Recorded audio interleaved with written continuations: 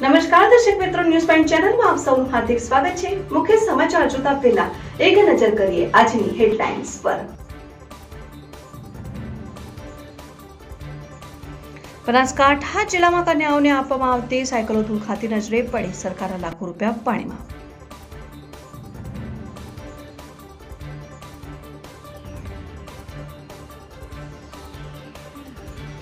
બાવનમાં શાળા સંચાલકોના પાપે બાળકોના જીવ જોખમમાં।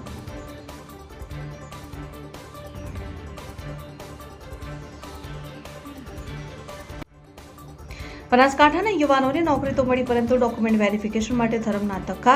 2 વર્ષથી અનુસૂચિત જનજાતિના યુવાનો કચેરીઓના ખાઈ રહ્યા છે ધક્કા।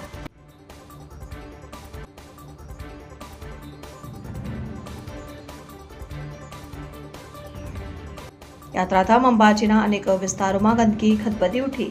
ભાદરવી પૂનમના મેળાની તૈયારીઓ પહેલા ગામની ગંદકી દૂર કરવા ઉઠી માંગ। વિગતવાર અંબાજીમાં નાની બાલિકાઓના ગૌરી વ્રતનો પ્રારંભ થયો છે। બાલિકાઓએ ભગવાન શિવજીની કરી પૂજા। અંબાજીના અનેક વિસ્તારોમાં ગંદકી, હોસ્પિટલમાં દર્દીઓની ભીડ, રોગચાળો ફાટે તેવી ભીતિ। ભાદરવી પૂનમમાં મેળાની તૈયારી પહેલા ગામની ગંદકી દૂર કરાવવા માંગ કરાઈ। અંબાજીના અનેક વિસ્તારોમાં ગંદકી, હોસ્પિટલમાં દર્દીઓની ભીડ, રોગચાળો ફાટે તેવી ભીતિ। ભાદરવી પૂનમમાં મેળાની તૈયારી પહેલા ગામની ગંદકી દૂર કરવા માંગ। હાલ તબક્કે જે રીતે ચાંદીપુરા નામના રોગે પ્રજામાં પગ પેસારો કર્યો છે, તે રીતે લોકોના મોત પણ નીપજી રહ્યા છે। ત્યારે યાત્રાધામ અંબાજી પંથકમાં થોડા જ વરસાદ બાદ ઠેક ઠેકાણે દુર્ગંધ મારતી ગંદકીનો ખડકલો જોવા મળ્યો હતો। રાહદારીઓ પણ આવી ગંદકીમાંથી પસાર થવા મજબૂર બન્યા હતા। પરિણામે કોઈ રોગચાળાનો ભોગ બનતા હોય છે।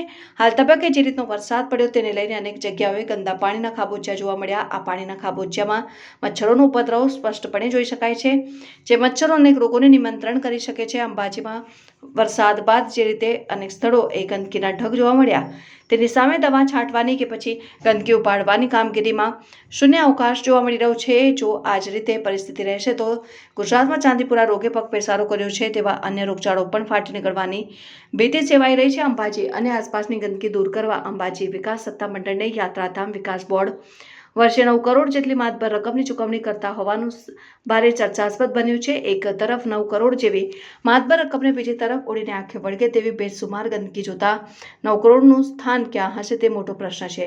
એટલું જ નહીં, જે રીતે અંબાજીમાં ગંદકીની ભરમાર જોવા મળી રહી છે, તે જ રીતે વિવિધ રોગોને લઈ દર્દીઓની ભારે ભીડ અંબાજીની હોસ્પિટલમાં જોવા મળી રહી છે।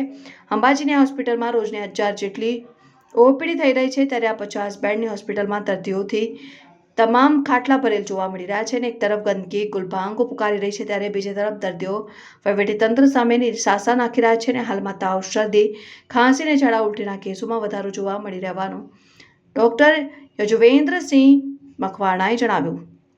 અંબાજી પંથકમાં હાલ તબક્કે જે રીતે ગંદકીની ભરમાર જોવા મળી રહી છે, ત્યાં બીજી તરફ લાખોની સંખ્યામાં પગપાળા આવતા ભાદરવી પૂનમના મેળાની તારીખો પણ જાહેર કરી દેવાઈ છે। અંબાજી તેમજ આસપાસના વિસ્તારની તમામ ગંદકી તાકીદે દૂર કરવા માંગ કરાઈ રહી છે। નહીં તો અંબાજીના સ્થાનિક લોકો નહીં પણ યાત્રિકો પણ રોગચાળાના ભરડામાં પીરસાય તેવી શક્યતાઓ જોવા મળી રહી છે।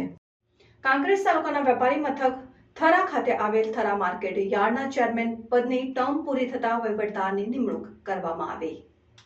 કાંકરેજ તાલુકાના વેપારી મથક થરા ખાતે આવેલ થરા માર્કેટ યાર્ડના ચેરમેન પદની ટર્મ પૂરી થતા વહીવટદારની નિમણૂક કરવામાં આવી। પ્રાપ્ત વિગતો અનુસાર કાંકરેજ તાલુકાના વેપારી મથક થરા માર્કેટ યાર્ડની ટર્મ તારીખ 20મી જૂન 2024ના રોજ પૂરી થઈ હતી, જેમાં સરકાર દ્વારા કૃષિ, ખેડૂત કલ્યાણ અને સહકાર વિભાગના ઉપસચિવ કુલદીપસિંહ જે મકવાડાએ તારીખ 16મી જુલાઈ 2024ના રોજ હુકમ કરીને બનાસકાંઠા જિલ્લા મેજિસ્ટ્રેટ શ્રી, સહકારી મંડળીઓ નિયામક અને જિલ્લા રજિસ્ટ્રાર યુવરાજસિંહ ચૌહાણે થરા માર્કેટ યાર્ડમાં વહીવટદાર તરીકેનો ચાર્જ સંભાળ્યો હતો। અને સૌથી અગત્યની બાબત વિશે વાત કરીએ તો કાંકરેજ તાલુકાના વેપારી મથક થરા માર્કેટ યાર્ડમાં વર્ષ 2000થી 2024 સુધી ચેરમેન પદે અણદાભાઈ પરમાર 14 વર્ષ સુધી સતત પ્રયત્નશીલ રહીને સેવા આપી હતી અને તેઓ બિનહરીફ રહ્યા હતા। અને હવે લોકસભાની ચૂંટણીના કારણે થરા માર્કેટ યાર્ડની ચૂંટણી ન થતા હવે જિલ્લા રજિસ્ટ્રારની નિમણૂક કરવામાં આવી છે। જિલ્લા રજિસ્ટ્રાર યુવરાજસિંહ ચૌહાણે સૌપ્રથમ થરા માર્કેટ ખાતે આવેલ શ્રી મહાકાલેશ્વર જ્યોતિર્લિંગના દર્શન કર્યા હતા અને ત્યારબાદ વિધિવત રીતે થરા માર્કેટ યાર્ડના વહીવટદારનો ચાર્જ સંભાળ્યો હતો। હું યુવરાજસિંહ ચૌહાણ, જિલ્લા રજિસ્ટ્રાર સહકારી મંડળીઓ બનાસકાંઠા તરીકે હાલ હોદ્દો ધરાવું છું। ખેતીવાડી ઉત્પન્ન બજાર સમિતિ થરા, તાલુકો કાંકરેજ, જિલ્લો બનાસકાંઠામાં તારીખ 20/6/2024ના રોજ 5 વર્ષની જે ટર્મ હતી તે પૂરી થયેલ છે, જેથી ખેત ઉત્પન્ન બજાર ધારા અધિનિયમની કલમ 11 હેઠળ જે બજાર સમિતિના સામાન્ય ચૂંટણીના ઇલેક્શન થયા બાદ પ્રથમ ચેરમેનની ચૂંટણીથી 5 વર્ષની મુદત પૂરી થાય પછી જો તેની અન્ય આગળની ચૂંટણી ના થઈ હોય તો તે અનુસાર વહીવટદારની નિમણૂક કરવાની થાય છે. તે અંતર્ગત સરકારશ્રીએ આ કાયદાની જોગવાઈ ધ્યાને લઈને 5 વર્ષ પૂરી થયા બાદ લોકસભા ઇલેક્શનની આચારસંહિતાના કારણે નવું ઇલેક્શન ડિક્લેર ના થયું હોવાના કારણે મારી જિલ્લા રજિસ્ટ્રાર બનાસકાંઠા તરીકે વહીવટદાર તરીકે નિમણૂક કરેલ છે. જે હુકમ ગઈકાલે તારીખ 16 જુલાઈ 2024ના રોજ થયેલો હતો, જેથી આજે 17 જુલાઈ 2024ના રોજ ન્યાજ રોજ સવારથી બપોર પહેલાં વહીવટદાર તરીકેનો ખેતીવાડી ઉત્પન્ન બજાર સમિતિ થવાનો ચાર્જ સંભાળેલ છે. પાલનપુર નગરપાલિકામાં કારોબારીની બેઠક યોજાઈ. પાલનપુર નગરપાલિકા ખાતે કારોબારી ચેરમેનને અધ્યક્ષ સ્થાને ગુરુવારે કારોબારીની બેઠક મળી હતી, જેમાં શહેરના વિકાસના કાર્યો માટેના વિવિધ મુદ્દાઓ અંગેની ચર્ચા કરાઈ હતી. જેમાં કરવેરા શાખામાં જે મિલકતોમાં ભાગીદાર બદલતા હોય તે બાબતની અરજી આવેલ હતું તેનું નામ ફેરથી શરૂઆત નિર્ણય લેવામાં આવ્યો અને નગરપાલિકાની માલિકની લીઝવાળી મિલકતોની આગામી સમિતિમાં સમીક્ષા કરવા થતી હોય. માપ ભાડા હાલની સ્થળ સમિતિ નામ ફેર જેની વિકેટ વગેરે તમામ માહિતી સમિતિમાં રજૂ કરવાનો નિર્ણય કરાયો હતો અને કરવેરા શાખામાં આપેલ દલીલો અંગે લીધેલા નિર્ણયને બહાલી આપવામાં આવી. આમ વિવિધ 8 જેટલા મુદ્દાઓને લઈને ચર્ચાઓ કરવામાં આવીને આ મુદ્દાઓને બહાલી આપવામાં આવી હતી. બેઠકમાં ચીફ ઓફિસર નામની પટેલ સહિત કારોબારીના સભ્યો ઉપસ્થિત રહ્યા હતા. બાળકોને અપડાઉન માટે અપાતી સાયકલ સરકારી સાયકલ તંત્રના પાપે ધૂળ ખાતી નજરે પડી. વિતરણમાં નિષ્ક્રિય રહેતું તંત્ર સરકારી યોજના પર પાણી ફેરવી રહ્યું છે. બનાસકાંઠા જિલ્લામાં બાળકોને અપડાઉન માટે આપવામાં આવતી સરસ્વતી સાધના યોજના અંતર્ગત સરકારી સાયકલ તંત્રના પાપે ધૂળ ખાતી નજરે પડી રહી છે અને વિતરણમાં નિષ્ક્રિય રહેતું તંત્ર સરકારી યોજના પર પાણી ફેરવી રહ્યું છે અને બનાસકાંઠાના અનેક તાલુકા મથકે સરકારી સાયકલના ઢગલા જોવા મળી રહ્યા છે અને સરકારી યોજના મુજબ બાળકોને શાળાએ જવા માટે સાયકલ અપાય છે. સરકાર કરોડો રૂપિયા ખર્ચીને શિક્ષણનું પ્રમાણ વધારવાની કોશિશ કરે છે. બીજી બાજુ તંત્ર સરકારની મનસા પર પાણી ફેરવી રહ્યું છે અને પાલનપુરમાં 2000 જેટલા, ધાનેરામાં 800 જેટલી અને તાંતામાં 1000 જેટલી સાયકલ વિદ્યાર્થીનીઓને આપવાના બદલે ધૂળ ખાઈ રહી છે અને ગત વર્ષની સાયકલ આ વર્ષે પણ વિતરણ કરવાનો સમય તંત્ર પાસે નથી ને વરસાદમાં પલળી ગયેલ કાટ કાઢેલ સાયકલ બાળકોને આપી તંત્ર શું સાબિત કરશે? સરકારનો અધિકારીઓએ ને જે ડર ન હોવાને કારણે સાયકલ આપવામાં વિલંબ થયો છે, ત્યારે સરકાર ક્યારે એક્શનમાં આવશે કહેવું જ મુશ્કેલ. સમગ્ર સ્થિતિને લઈને ન્યૂઝ પોઈન્ટ પણ સવાલ ઉઠાવી રહ્યું છે. સાયકલ તૈયાર છે, બાળકો તૈયાર છે, તો વિતરણમાં કૌગ્રહ નડે છે.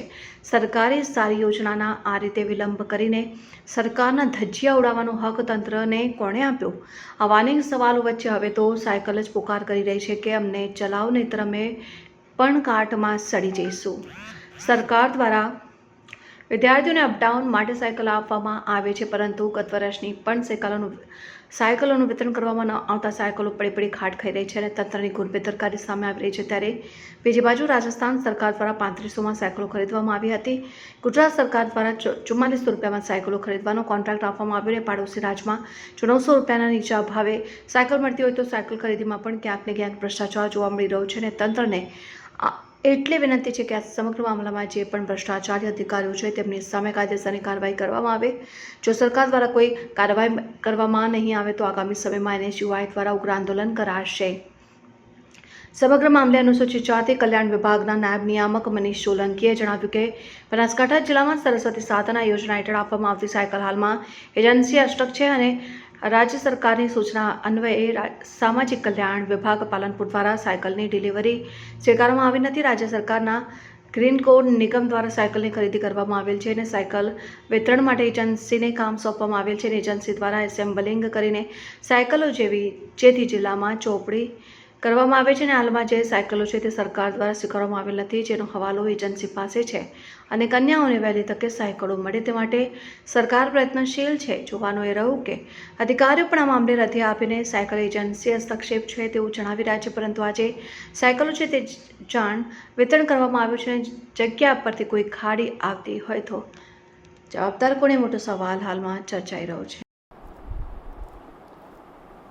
હાલમાં બનાસકાંઠા જિલ્લાના સરસ્વતી સાધના યોજનામાં કન્યાઓને જે સાયકલ આપવામાં આવે છે તેના સમાચાર વણ વપરાયેલ રહે છે, તેના સમાચાર પ્રસિદ્ધ થયેલ છે. જે બાબતે જણાવવાનું કે રાજ્ય સરકારના ગ્રીનકો નિગમ દ્વારા સાયકલની ખરીદી કરવામાં આવે છે અને એજન્સીને કામ સોંપણી કરવામાં આવે છે અને આ એજન્સી દ્વારા જિલ્લા કક્ષાએ સાયકલો એસેમ્બલ કરીને જે તે જિલ્લાને સોંપવામાં આવે છે. હાલમાં જે સમાચાર પ્રસિદ્ધ થયેલા છે એમાં જે સાયકલો છે તે સરકાર દ્વારા સ્વીકારેલ નથી અને હાલ એ જ એજન્સી પાસે એ સાયકલોનો હવાલો છે. સરકાર વહેલી તકે આ બાબતે પોઝિટિવ છે અને વહેલામાં વહેલે કન્યાઓને સાયકલ મળે એ બાબતે હકારાત્મક પણ છે.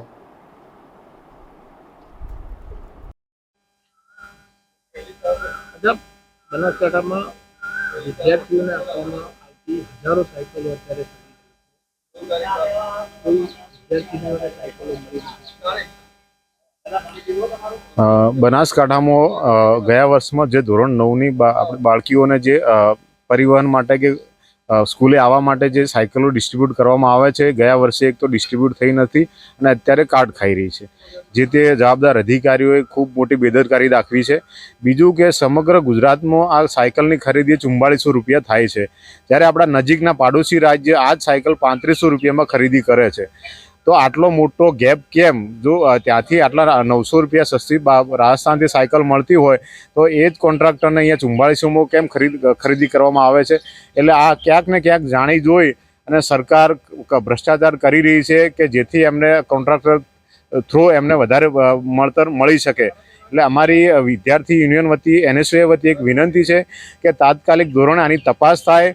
જવાબદાર અધિકારી જે બી હોય, શિક્ષણ અધિકારી હોય કે સમાજ કલ્યાણ અધિકારી હોય, એ તમામ ઉપર કાર્યવાહી થાય. કે મોટી ગંભીર બેદરકારી છે. એક તો બાળકો સાયકલ વિના રહી ગયા છે, સામે લાખો રૂપિયા ખર્ચાઈ ગયા છે અને અત્યારે એક વર્ષથી પડી સાયકલ કાર્ડ ખાઈ રહી છે. એટલે અમારી વિનંતી બનાસકાંઠા NSUA દ્વારા વિનંતી છે કે તાત્કાલિક ધોરણે આ બાબતે કાર્યવાહી કરવામાં આવે અને જો નહીં કરવામાં આવે તો આગળના સમયમાં NSUA ઉગ્ર આંદોલન કરશે.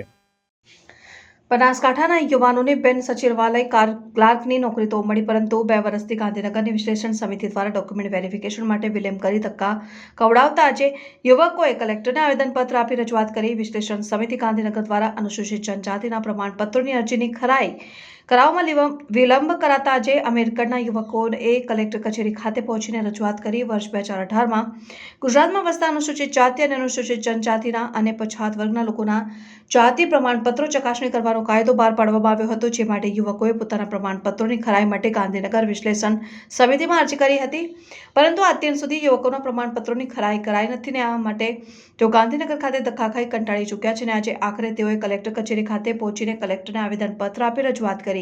જિલ્લાના યુવાનોને સરકારી નોકરી મળ્યાને 2 વર્ષ વીત્યા, પરંતુ ડોક્યુમેન્ટ વેરિફિકેશન ન થતા આજે તેઓ બેરોજગાર બની સરકાર સમક્ષ ગુહાર લગાવી ડોક્યુમેન્ટ વેરિફિકેશન કરવાની માંગ કરી રહ્યા છે. અમારી સમગ્ર રજૂઆત એવી છે કે છેલ્લા 2 વર્ષ પહેલાં જેટલા પણ અમારા આદિવાસી સમાજના જે વિદ્યાર્થીઓ છે, જે ઉમેદવારો છે, જે પોતે લાઇબ્રેરીમાં રહીને બહાર રહીને એમના માતા પિતાએ પોતે પેટે પાટા બાંધીને એમને ગણાવીને જ્યારે સરકારી એક્ઝામ આપવા માટે મોકલે છે અને તેઓ સરકારી એક્ઝામ પાસ કરી, કોઈ ગ્રામ સેવક છે, કોઈ ક્લાર્ક છે, કોઈ એસઓમાં છે અને એ રીતના કોઈ કંડક્ટરમાં છે, એ રીતના એમને પરીક્ષા પાસ કરેલી છે. પરંતુ જ્યારે પરીક્ષા પાસ કરી એમને જ્યારે ઓર્ડર આપવાની વાત હોય ત્યારે છેલ્લા 1.5 વર્ષથી ગાંધીનગર ખાતે જે આદિજાતિ કચેરી છે એ બિરસા મુંડા ભવનથી તમારા ડોક્યુમેન્ટ અમે વેરીફાઈડ કરશું અથવા તમારા જે તમે અસલ આદિવાસી છો કે કેમ એની અમે ખરાઈ કરશું એમ કરીને હજુ સુધી કોઈપણ વિદ્યાર્થીઓને નોકરીના ઓર્ડર હાથમાં આપ્યા નથી. આ ઉમેદવારો રખડી પડ્યા છે. આવનારા સમયમાં પણ જે પણ ઉમેદવારો પરીક્ષા આપશે અને સરકારી પરીક્ષા પાસ કરશે એમને પણ આ પ્રશ્ન યથાવત રહેશે. એટલે કહેવાનો મતલબ અમે આજે કલેક્ટરશ્રીને રજૂઆત કરી છે કે અમારા જે પણ ડોક્યુમેન્ટ વેરીફાઈડ કરવાના છે એનું તાત્કાલિક વેરીફાઈડ થાય, ખરાઈ કરીને એમને તાત્કાલિક નોકરીના ઓર્ડર આપવામાં આવે. એ બાબતે અમે આજે કલેક્ટરશ્રીને રજૂઆત કરી છે. આવનારા સમયમાં જોવાનું રહેશે કે જો અમારા જે લાગણી અને માગણી છે તેને યોગ્ય રીતે તપાસ કરી અને જો ઓર્ડર આપવામાં નહીં આવે તો સમાજને સાથે રાખી અમે આવનારા સમયમાં ઉગ્ર આંદોલન કરશું. કુમાર રીભાઈ છે. મેં બિન સચિવાલય ક્લાર્કની એક્ઝામ 2022માં પાસ કરી છે અને 2023માં મારું ડોક્યુમેન્ટ વેરિફિકેશન આવ્યું હતું. અત્યાર સુધી મારા ડોક્યુમેન્ટ વેરિફિકેશન ફાઇલ વિશ્લેષણ સમિતિમાં રોકાયેલી છે અને હજી સુધી તેનું નિરાકરણ આવ્યું નથી.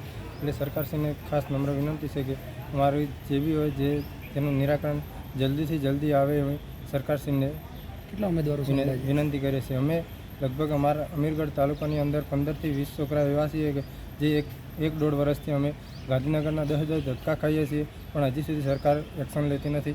એટલે સરકારશ્રીને ખાસ રજૂઆત છે કે જલ્દીથી જલ્દી આનું નિરાકરણ આવે તેવી વિનંતી.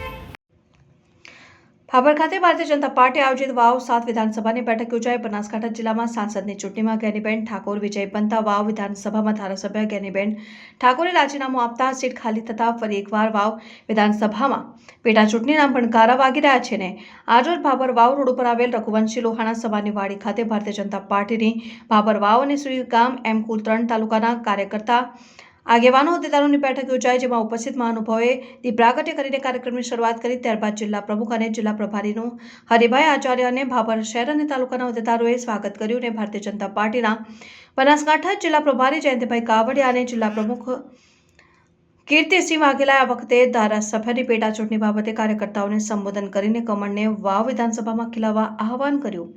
આ કાર્યક્રમ દરમિયાન ભાભર વાવ અને સુઈગામ તાલુકાના આગેવાનો, હોદ્દેદારો, કાર્યકરો મોટી સંખ્યામાં ઉપસ્થિત રહ્યા હતા.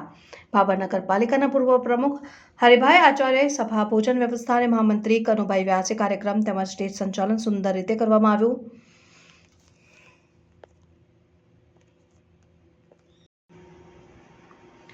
ભાભરમાં શાળા સંચાલકના પાપે બાળકોના જીવ જોખમમાં હતા. જેતરમાં ફેલાયેલો ચાંદીપુરમ વાયરસ કેટલાક બાળકોને ભોગ બનાવ્યા સમાચાર મળી રહ્યા છે. આવી ગંભીર પરિસ્થિતિમાં શાળાઓમાં ભણતા નાના બાળકોને તકેદારી શાળા સંચાલક મંડળે રાખવી જરૂરી છે. ભાભર નગર વિસ્તારની કેટલીક શાળાઓમાં વરસાદને લઈ ગંભીર પરિસ્થિતિ સર્જાઈ. બાળકોના આરોગ્ય અને જીવન સાથે ખતરો બની રહે છે અને ભાભર વાવ રોડ ઉપર અનેક શાળાઓ આવેલ છે, જે પૈકી વિનાયકનગરની શાળાની પરિસ્થિતિ બાબતે શાળા સંચાલકોની ઘોર બેદરકારી, બેફિકરાઈ જોવા મળી હતી. આમ તો વાલીઓ પાસેથી મનમાની ફી વસૂલાય છે અને વિદ્યાર્થીઓ બાળકોના ભવિષ્ય સાથે ચેડા કરતા જોવા મળે છે. શાળાની આસપાસ વરસાદને લઈ ગંદા પાણીના તળાવ જેવા ખાબોચા જોવા મળે છે, જેમાં અસંખ્ય મચ્છરોનો ફેલાવો જોવા મળે છે અને નાના બાળકોના જીવ સામે ખતરારૂપ છે અને ઘણા છતાં સંચાલકોના પેટનું પાણી હાલતું નથી. જ્યારે કોઈ બાળક ભોગ બનશે અને શાળાના સંચાલકે જવાબ આપવો અઘરો પડી જશે. શાળા સંચાલકે શિક્ષણને લગતી કચેરીનું ધ્યાન દોર્યું નથી, માત્ર આરસુ નગરપાલિકાને જાણ કરતા 2 દિવસની મુદત આપી છે અને આમ બાળકોના ભવિષ્ય અને જીવન સાથે ખુલ્લેઆમ ચેડા થઈ રહ્યા છે. મજાદર ગામથી અમદાવાદ નેશનલ હાઈવે જોડતા રસ્તા ઉપર મસમોટા ખાડા પડ્યા. મજાદર ગામથી અમદાવાદ નેશનલ હાઈવે જોડતા રસ્તા ઉપર મસમોટા ખાડા. વડગામ તાલુકાના મજાદર ગામથી અમદાવાદ નેશનલ હાઈવે જોડાતા રસ્તા ઉપર મસમોટા ખાડા જોવા મળી રહ્યા છે. વડગામ તાલુકાના મજાદર ગામમાં પ્રાચીન મંદિર રામદેવ પીરનું આવેલું છે, જ્યાં રોજના મોટી સંખ્યામાં ભક્તો દર્શનાર્થે પધારે છે. ત્યારે મજાદરથી અમદાવાદ નેશનલ હાઈવેને જોડતો રસ્તો પણ મસમોટા ખાડા મળી રહ્યા છે અને તંત્રની ઘોર બેદરકારી સામે આવી રહી છે. ત્યારે મોટી સંખ્યામાં લોકો દર્શનાર્થે પધારે છે અને અમદાવાદ નેશનલ હાઈવેને જોડતા આ રસ્તા ઉપર રોજના મોટા વાહનો મોટી સંખ્યામાં પસાર થાય છે. ત્યારે શું કોઈ મોટો અકસ્માત સર્જાશે ત્યારે જવાબદાર તંત્ર જાગશે. હાઈવે ઓથોરિટી તંત્ર સત્તાવારે જાગીને આ ખાડા પૂર્યાનું સમારકામ કરે, રસ્તો ક્લિયર કરવામાં આવે તેવી લોકમાંગ ઉઠવા પામી છે.